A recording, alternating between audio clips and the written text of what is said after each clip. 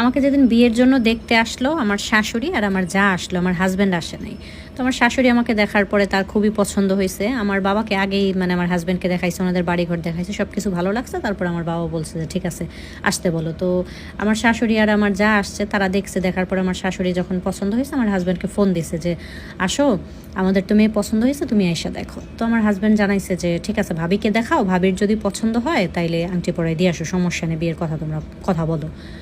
তারপরে তো আমার যাকে জিজ্ঞেস করছে, যা তো বলছে হ্যাঁ পছন্দ হয়েছে। তারপর আমার জায়ের আঙ্গুল থেকে আমাকে একটা আংটি খুলে আমার শাশুড়ি মানে বিয়ের কথা পাকা করে গেল। তারপর আমাদের বাড়ি থেকে লোকজন গেছে, ওদের বাড়িতে কথাবার্তা বলছে, বিয়ের ডেট ঠিক করে 1 মাস পরে আমাদের বিয়ে হয়ে গেল। তো বিয়ের পরে সাধারণত 8-10টা মেয়ের জীবন যেরকম থাকে আমার জীবন এরকমই ছিল। কিন্তু আমি কখনো আমার হাজব্যান্ডের সাথে যে সে আমার কেয়ার করবে বা যে ভালোবাসি বলা, একটু ঘুরতে নিয়ে যাওয়া, এ ধরনের কোনো সম্পর্ক ছিল না। এমনিতে আমাদের ভালোই ছিল মোটামুটি সম্পর্ক, কিন্তু ওই কেয়ারিংয়ের ব্যাপারটা বা এক্সট্রা আদর যত্ন ওগুলো ছিল না। তো আমি আমার ভাইয়ের বউয়ের সাথে এগুলো আলোচনা করতাম। তো ভাবি বললো যে তোমাদের তো অ্যারেঞ্জ ম্যারেজ হয়েছে, তো আস্তে আস্তে ঠিক হয়ে যাবে, দুইটা মানুষের ভালোবাসা গড়ে উঠতে তো সময় লাগে। তো আমি এটাকে মেনেই সংসার করতেছিলাম।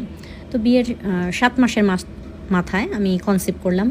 কনসিভ করার পরে দেখলাম যে না, আমার প্রতি আমার হাজব্যান্ডের ভালোবাসা, আমার শ্বশুরবাড়ির মানে সবার একদম আমাকে জাস্ট মাথায় করে রাখতেছে এরকম একটা ব্যাপার। কিন্তু ব্যাপারটা আমার জায়ের যে পছন্দ হইতেছিল না, এটা ওনার আচার আচরণে বোঝা যেত। উনি মানে আমাকে নিয়ে কেউ কোনো কথাবার্তা বলতো বা আমাকে বাইরে যাওয়ার কথা বললো, ওনার মুখ কালো হয়ে যেত। এই জিনিসটা আমি একটু খেয়াল করছি। তো ওইটাকে আমি কোনো গুরুত্ব দিই না, যে ঠিক আছে ওনার 5 বছর হয়েছে, বিয়ে হয়েছে, ওনার বাচ্চা হচ্ছে না, আর আমি বিয়ের 7 মাস হয়ে গেছে মাত্রই আমি কনসিভ করে ফেললাম, এটাতে হয়তো ওনার খারাপ লাগতেছে, এটা ভেবে আমি ওই জিনিসটা অ্যাভয়েড করছি। তো আমার বেবিটা যখন 4 মাসের পেটে, তখন হঠাৎই একদিন পেটে ব্যথা উঠলো। তারপরে হসপিটালে যাওয়ার পরে দেখলাম যে আমার বাচ্চাটা নষ্ট হয়ে গেছে।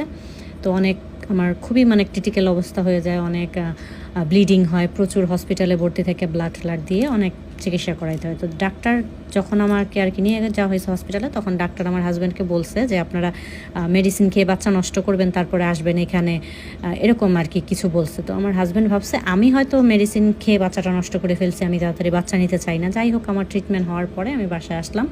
আসার পরে সে আমাকে জিজ্ঞেস করতেছে তুমি কি বাচ্চা নিতে চাও না, তুমি কি বাচ্চাটা কেন নষ্ট করছো? তখন আমি খুব অবাক হইলাম, এটা কেমন কথা, এই বাচ্চার জন্য আমাকে সবাই এত ভালোবাসতেছে, বা আমার হাজব্যান্ড যে আমার সাথে দরকার ছাড়া বেশি কথাও বলে না, সেও আমার এতটা কেয়ার করতেছিল, আমি দেখতেছিলাম, তো আমি কেন নষ্ট করব? তো সে সবাই মানে এই বিষয়টা ভুলে গেল, আমিও ভুলে গেলাম। তারপরে আমার বাচ্চাটা নষ্ট হওয়ার কিছুদিন পরে আবার আমার বাবা মারা গেল। তো আমি আমার বাবার বাড়িতেই 1 মাস থেকে আসলাম। আসার পরে একদিন হঠাৎ আমি রাত্রে ঘুমায় আসি, দেখলাম আমার পাশে আমার হাজব্যান্ড নাই। তো আমি জাগার পরে